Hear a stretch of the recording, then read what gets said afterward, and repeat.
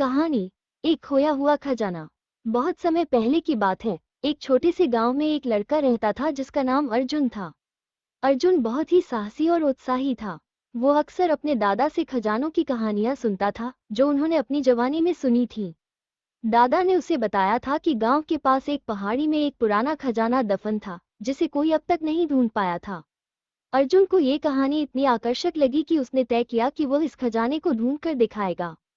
एक दिन उसने अपना बैग पैक किया और बिना किसी को बताए पहाड़ी की ओर चल पड़ा। रास्ते में उसने कई मुश्किलें झेली, कभी वो जंगल में खो जाता, कभी तेज बारिश में फंस जाता, लेकिन उसका साहस कभी कम नहीं हुआ।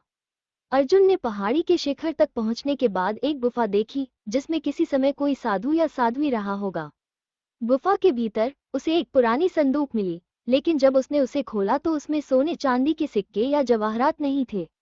उसकी उम्मीदें थोड़ी टूट गईं, लेकिन जैसे ही उसने संदूक को पूरी तरह खोला, उसने देखा कि उसके भीतर एक पुरानी किताब और कुछ मणियां थीं।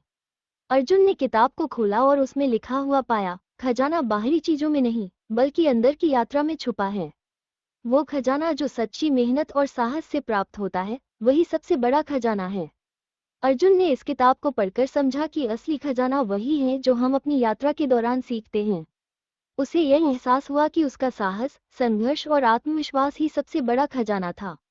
वो अपने घर वापस लौटा और उसने ये संदेश सभी को दिया कि खजाना केवल सोने चांदी में नहीं, बल्कि हमारे आत्मविश्वास और मेहनत में छिपा होता है।